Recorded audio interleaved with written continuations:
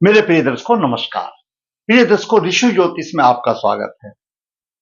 दर्शकों सबसे पहले मैं आपको बहुत धन्यवाद देना चाहूंगा कि आप मेरे वीडियो बड़ी उत्सुकता से देख रहे हैं। आशा करता हूं आगे भी देखते रहेंगे। दर्शकों मैं आप जो कुंडली देते हैं मुझे, मैं उसमें जो कमियां आती हैं, जो आप कमी महसूस करते हैं, उनके ऊपर मैं वीडियो बना करके आपका मार्गदर्शन करता हूं। उसके लिए जरूरी है कुंडली को समझने के लिए, कुंडली को देखने के लिए मेरे चैनल पर जुड़े रहना। आपका ज्ञान विवर्धक होगा और आपके बारे में जो आप परेशानी उठा रहे हैं, मैं अपने ज्ञान और शास्त्रों के अनुसार और जो मैंने अनुभव लिया है, मैं आपका मार्गदर्शन करता रहूंगा। दर्शकों आज एक कुंडली पर विचार करेंगे। उस बालक की माता का कई बार आ गया मैसेज और वो बड़ी परेशान है कि पंडित जी क्या मेरा बच्चा जुडिशरी में क्या सफलता प्राप्त कर सकेगा या नहीं। दर्शकों जुडिशरी का मतलब है न्याय संबंधित, वकील, न्यायाधीश आदि आदि। दर्शकों आपका कोई भी आप किसी में सफलता प्राप्त करना चाहते हैं तो उसके लिए कुछ बेसिक बिंदु हैं। वो बेसिक बिंदु होना तो बहुत जरूरी है और इसीलिए मैं हमेशा 12 भाव का आपको फल बताता हूं। पहले विचार करते हैं, फिर कुंडली का 12 भाव क्या कहते हैं। लगन लग्नेश वो स्वयं का प्रतिनिधि है, बलवान होना आवश्यक है। द्वितीय भाव धन का, कुटुंब का। तृतीय भाव पराक्रम का, साहस का। चतुर्थ भाव घरेलू सुख का। पंचम भाव शिक्षा बुद्धि विवेक का। छठा भाव रोग शत्रु ऋण का, संघर्ष का और कोर्ट कचहरी का भी भाव है। सप्तम भाव दैनिक व्यवसाय और जीवन साथी का भी भाव है। अष्टम भाव आयु का भाव है, कष्ट का भाव है और गुण ज्ञान का भाव है। नवम भाव भाग्य भाव भी है, धर्म भी भाव है और दसम भाव ये दसम भाव है जो कि प्रतिष्ठा दिलाने वाला है, जो कि कामयाबी दिलाने वाला है। बाकी चीजें अगर हैं और दसम भाव और दशमेश की शुभ स्थिति नहीं है तो कुछ मजे वाली बात नहीं थी। एकादश भाव इच्छा पूर्ति का भाव है और आपकी आमदनी का भाव है। कैसी आमदनी होगी, आपकी इच्छाएं पूर्ति होंगी कि नहीं होगी, और बड़े भाई का भाव है। द्वादश भाव किसी प्रकार के दंड का भी भाव है, खर्च का भी भाव है, विदेश का भी भाव है और सेवा सुख का भी भाव है। तो आज हम बात कर रहे हैं, उस स्त्री का प्रश्न था न्याय संबंधित। दर्शकों न्याय संबंधित के लिए कई लगन के हिसाब से कई योग बनते हैं। मैं सभी योगों का तो यहां वर्णन नहीं कर सकता। इससे पहले मैं अपने एपिसोड 103 में भी शायद न्याय संबंधित कुछ वर्णन किया है, आप देख सकते हैं। तो आज कुछ योगों का फिर वर्णन करते हैं। अगर सभी करूंगा तो वीडियो भी इतना लंबा हो जाएगा, फिर देखेगा भी कौन। तो उसकी कुंडली के हिसाब से उसकी कहां तक अखरती है वो देखते हैं और फिर अपने आप आपको जजमेंट हो जाएगा कि यह बच्चा न्यायाधीश या वकालत में, प्रतिष्ठा में, जुडिशरी में कामयाब होगा या नहीं होगा। दर्शकों जहां तक आज का विषय है, आज का है क्या आप वकील या न्यायाधीश बन सकते हैं। कुंडली में पितृदोष की कोई अधिकता है तो उन्होंने सवाल किया है क्या मेरा बच्चा जुडिशरी में आ सकता है। जुडिशरी दो ही चीज है, कानून की शिक्षा की पढ़ाई करना, वकालत करना और न्यायाधीश बन जाना। दर्शकों समाज में न्याय व्यवस्था बहुत जरूरी है, नहीं है तो जिसकी लाठी उसकी भैंस। गरीब और ईमानदार लोगों का जीना तो कठिन हो जाता है। न्यायाधीश और वकीलों का इसमें बहुत ही बड़ा योगदान है। न्यायाधीश और वकील को समाज में बहुत सम्मान भी मिलता है क्योंकि नियम और न्याय के वे जानकार होते हैं और उनको न्याय संबंधित शिक्षा लेनी पड़ती है, लेते हैं। तो हमारे जीवन में न्याय का भी बहुत ही महत्वपूर्ण है। अगर न्याय प्रणाली ना हो तो फिर वही है जिसकी लाठी उसका भैंस। फिर गरीब और ईमानदार आदमी का जीना तो मुश्किल हो जाता है। हमारे विद्वानों का मत यह रहता है, यहां पर जो लगन है इसमें अगर सिंह राशि हो, तुला राशि हो और धनु राशि हो, मकर राशि हो, इनमें ये हो या इन राशियों में चंद्रमा या सूर्य हो तो उसमें कामयाबी की अधिकता बढ़ जाती है। ऐसा नहीं है कि बाकी लगन वाले नहीं बनेंगे, लेकिन इनकी अधिकता बन जाती है। देखो, आपने कोर्ट कचहरी में गए होंगे, आपने देखा होगा एक एक हमारे वकील साहब का तो कोट पैंट ऐसा होता है, वो प्रेस करते करते उसका रंग भी फेट हो जाता है, और एक एक नया एक एक अच्छा कैबिन होता है। वो सबको अपना कर्म का फल मिलता है, जैसा उसका वकील वो भी है, वकील वो भी है। इसी तरह से न्यायाधीशों की भी है। कोई कोई न्यायाधीश तो लो लेवल पे रह जाता है और कोई चीफ जस्टिस ऑफ इंडिया भी बन जाता है। ये ग्रहों में स्थिति का प्रभाव है। सम्मान कैसे मिलेगा? शिक्षा तो बेसिक उन्होंने सब न्याय की संबंधित वकालत भी पास की थी, लेकिन ये ग्रहों के अनुरूप उसको मिल जाता है। तो ऐसा नहीं है कि भाई सिंह और तुला धनु मकर के मिलेंगे, लेकिन क्योंकि इन राशियों में अधिक वो सफलता पा सकते हैं, दूसरों के भी हो सकते हैं। अब जातक का जन्म 4 जनवरी 1998 शुक्ल पक्ष 7 उत्तराभाद्र नक्षत्र 2 रविवार को हुआ। जन्म के समय पर कन्या लगन हुआ। कन्या लगन के 12 डिग्री है, और बुध लग्नेश का स्वामी बुध तृतीय भाव में है, बलवान स्थिति में है। तृतीय भाव में बलवान स्थिति में है। सूर्य 20 डिग्री पर है, और शुक्र 8 डिग्री पर, मंगल 19 डिग्री 53 मिनट पर, गुरु 29 डिग्री 12 मिनट पर, केतु 19 डिग्री 41 मिनट पर है। सप्तम भाव में चंद्रमा 9 डिग्री 9 विराजमान है, और वहीं पर शनि 20 डिग्री लेकर के 2 डिग्री लेकर बैठा हुआ है, और द्वादश भाव में राहु 19 डिग्री 41 मिनट है। यह जातक के ग्रहों की स्थिति रही। अभी देखिए, मैं कुछ जो वकीलों की कुंडली में जो बेसिक रिक्वायरमेंट है, अगर वो चीज होती है तो वह जातक अच्छी सफलता प्राप्त कर सकता है। सबसे पहले तो कन्या लगन है। कन्या लगन द्विस्वभाव राशि है। करूं या ना करूं, उसके मन में यही बात रहती है। ऐसे जातक दिवा स्वप्न में लेने वाले होते हैं। इनकी चारपाई पर योजनाएं तो बहुत बनती हैं, लेकिन जैसे ही खड़े हुए जाते, ये हमेशा दुअर्थी बात करते हैं।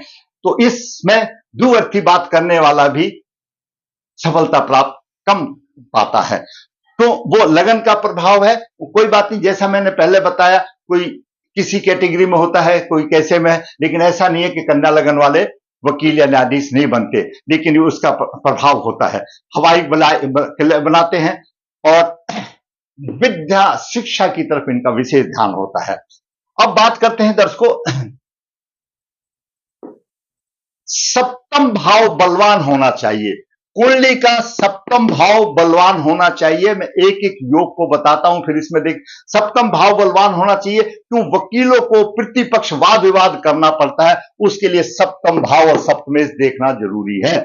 सप्तम भाव बलवान है, आगे मैं देखूंगा, बताऊंगा। सप्तम भाव बलवान है, चंद्र और शनि की युति है, वो बात अलग है, उसका प्रभाव बात बताऊंगा। सप्तम भाव बलवान है, लेकिन भाव का स्वामी गुरु नीच राशि में है।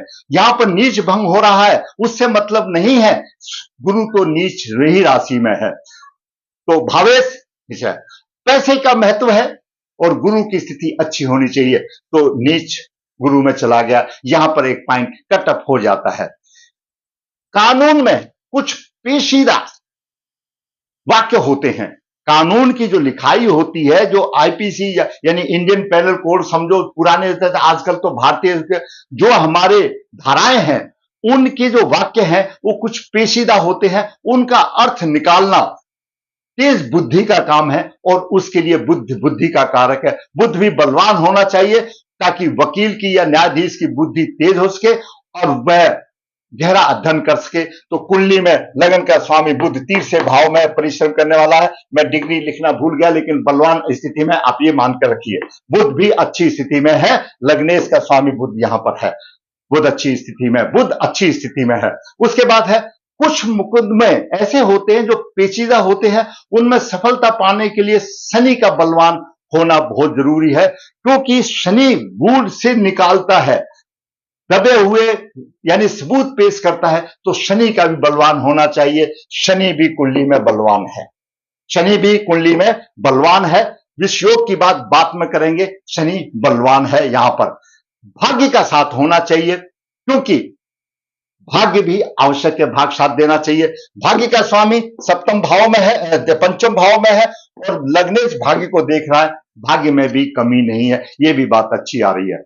दसम भाव और दशमेश की स्थिति ये बहुत ही महत्वपूर्ण है। तो सफलता तो मिलती है दसम भाव से। तो दसम भाव और दशमेश के स्वामी की क्या स्थिति है? दसम भाव में मिथुन राशि है और मिथुन राशि का स्वामी बुध तृतीय भाव में आ गया, क्योंकि बुध लग्नेश भी है। लग्नेश के होने के हिसाब से तो बुध ठीक है, बुध बुद्धि के कारक के हिसाब से बुद्धि ठीक है, तीव्र बुद्धि होगी, लेकिन दसम से अष्टम स्थान पर हो गया और दशमेश की यह सबसे अशुभ स्थिति होती है, उसके व्यवसाय में स्थिरता नहीं हो पाती। अगर दसम भाव का स्वामी अगर तीर्थ भाव में हो, यहां पर ये दसम भाव का स्वामी अगर तीर्थ भाव में हो तो उसके व्यवसाय में स्थिरता नहीं रहती, यहां पर परेशानी आ जाती है और प्रतिष्ठा नहीं मिलती। आगे चलते हैं, और भी कोई दूसरा ग्रह दे रहा हो देख लेते हैं।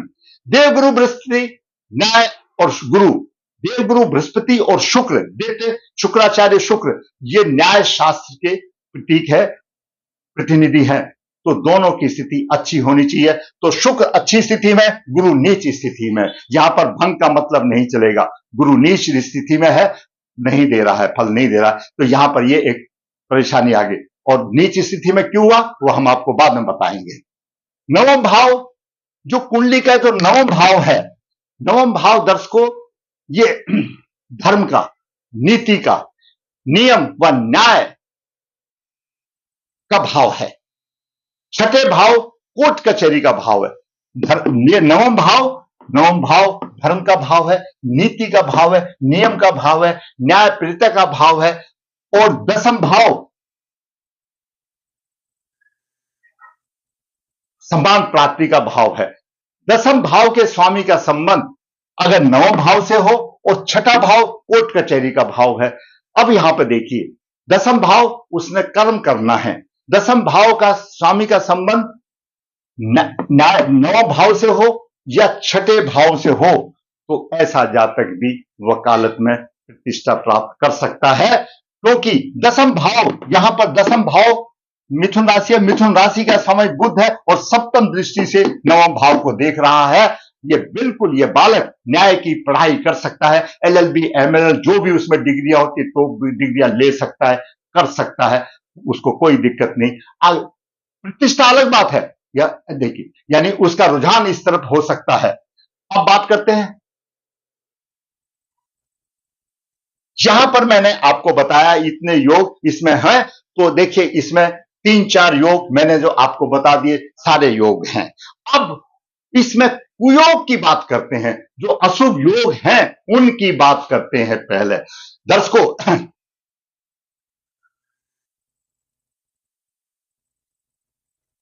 चंद्रमा शनि की युति, चंद्रमा शनि की युति मनोबल कमजोर होता है, आत्मविश्वास का नाश होता है, मानसिक शक्ति नहीं होती, चारों तरफ से परेशानी आती है। तो चंद्रमा शनि की युति बन गई और शनि बलवान है, जैसा मैंने पहले बताया शनि बलवान है, लेकिन चंद्रमा और शनि की युति बन जाने से प्रबल पितृदोष हो गया। यह पितृदोष आया कैसे? पूर्व जन्म के माता के प्रति प्रतिशोध पूर्ण वातावरण से आया, जो पिछले जन्म में उसने माता के प्रति अच्छे व्यवहार नहीं किया। तो चंद्र और शनि की युति सप्तम भाव में बन गई। शनि है वहां पर, वकालत में तो ठीक देगा, लेकिन चंद्रमा भी साथ आने से, और कन्या लगन में शनि छठे भाव का स्वामी है, छठा भाव जैसे मैंने बताया कोर्ट कचहरी का है, और लगन को देख रहा है, करेगा कोर्ट कचहरी का काम करेगा, देखा, लेकिन उसका मनोबल कमजोर होगा, प्रबल पितृ हो गया, चारों तरफ परेशानी का वातावरण बन गया। आगे बात करते हैं, गुरु केंद्रापति दोषी है नीच राशि में।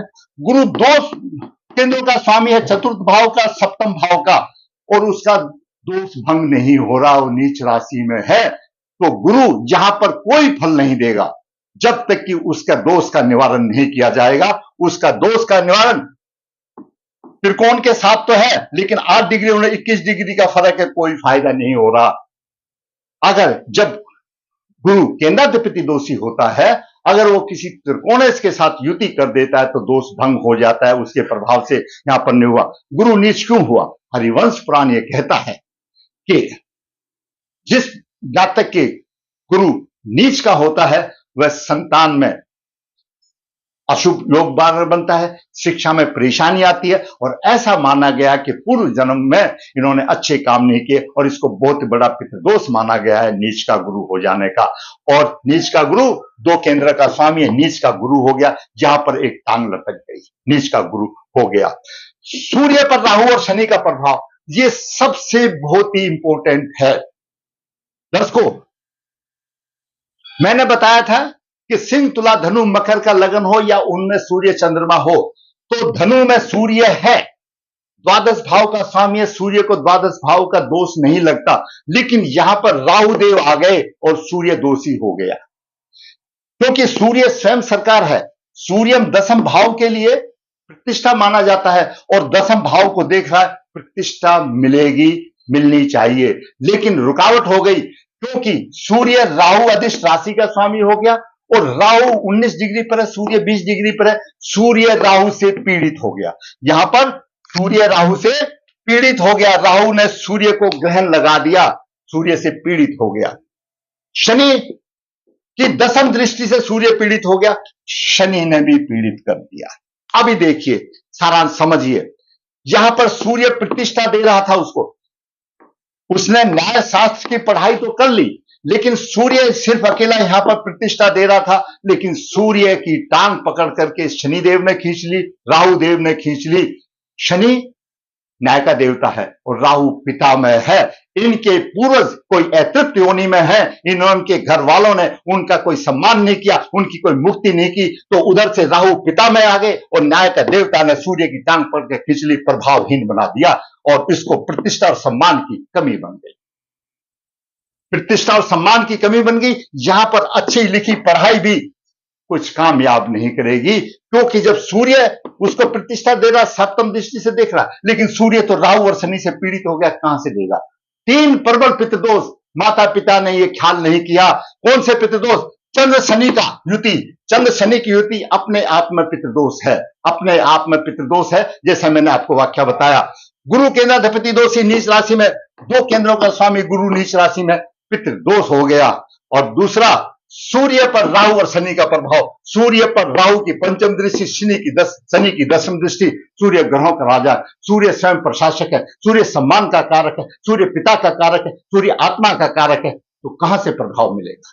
ऐसे जातक बनेंगे, न्यायाधीश बनेंगे, वकील बनेंगे, जरूर बनेंगे, क्योंकि वो गुण है उनमें, लेकिन यहां पर राहु और शनि ने उनकी टांग पकड़ के खींच ली, प्रबल पितृदोष आ गया। चंद्र शनि का प्रबल पितृदोष आ गया, गुरु नीच का प्रबल पितृदोष आ गया। इन पितृदोष का निवारण कीजिए, जो आपके पूर्व अतृप्त योनि में है उनका मुक्ति कराकर उनका आशीर्वाद लीजिए, एकदम ये रास्ता खुल जाएगा और आपको सम्मान की प्राप्ति हो जाएगी। कुछ करना पड़ेगा, योग तो है ये, कुछ करना पड़ेगा। अभी बुध की महादशा चल रही है, 2025 तक है, उसके बाद केतु की महादशा आ जाएगी और केतु और राहु का ये प्रभाव और भी देना शुरू कर देगा, राह आसान नहीं होगी। मैंने वही आपको पहले भी वीडियो में बताया। दर्शकों, ग्रहों की स्थिति कुछ ऐसी होती है कि हमारे समाज में कितने डिग्री लेकर के, पीएचडी डिग्री लेकर के कहीं पर एक छोटे वैकल्प में, जिसको बोलते हैं कि कॉन्ट्रैक्ट की नौकरी कर रहे हैं, या शिक्षक तक भी ऐसे कर रहे हैं, और जिसके ग्रह अच्छे हैं वो आज प्रोफेसर बने हुए हैं। तो ये ग्रहों के द्वारा हम चलते हैं और उन्हीं का प्रभाव होता है। ऐसी कुंडली में शिक्षा तो मिल जाएगी उसको, न्याय की संबंधित, जैसा मैंने बताया कि बुध का संबंध यहां पर है, शनि यहां पर है, प्रबल है, तो ठीक है, द्वेष भाव लगन है तो कमजोर रहेगा उसको, लेकिन बात यह है प्रतिष्ठा की, दसम भाव तो बहुत जरूरी है, और दशमेश, और 2 चीजें इसमें आ गई। दसम भाव का स्वामी तीर्थ भाव में स्थिर व्यवसाय ने, सूर्य सम्मान दे रहा था दसम भाव को देख करके, राहु और शनि ने पीछे खींच लिया। विष्णु, सूर्य किसका प्रतिनिधि है? भगवान विष्णु का, और राहु पिता में है और शनि न्याय का देवता है। उनको नियुक्त किसने किया? हमारे भगवानों ने। रुकिए श्रीमान, कहां जा रहे हो उसका आशीर्वाद देने? हम तो यहां तड़प रहे हैं और शनि न्याय दे रहा है। ये समस्या है, उस समस्या को दूर करो और जरूर बनोगे, आप आगे बढ़ोगे। दर्शकों, मैंने गुरु बादकेश भी है, गुरु बादकेश भी है और बादकेश मंगल के साथ है। गुरु तो इसका बाधा कारक बन रहा है, जब तक इनकी शांति नहीं होगी कोई राहसान ऐसी नहीं होगी। आपने बहुत LLB MLL करके पढ़े होंगे, एक तो उच्च पद पर बनेगा, डिस्ट्रिक्ट हाई कोर्ट में बनेगा या सेशन जज में बनेगा, और एक छोटा सा कहीं कैबिन भी नहीं होगा, एक टेबल कुर्सी लेकर के बैठ जाएगा, वो भी वकील साहब होंगे। तो ये प्रभाव होगा ग्रहों का। दर्शकों, होनहार पुरुष है, 98 का जन्मदिन है, आज 26 साल की आयु है, सप्तम भाव में भी परेशानी आ रही है। और देखिए ग्रहों का, उसका देखिए, मंगल नीच दृष्टि से एकादश भाव को देख रहा है, आमदनी कहां गई, खत्म हो गई। गुरु की पंचम दृष्टि व्यवसाय भाव पर चल रही है, व्यवसाय लड़खड़ा गया। उसकी केतु की पंचम दृष्टि व्यवसाय भाव पर, व्यवसाय भाव चला गया।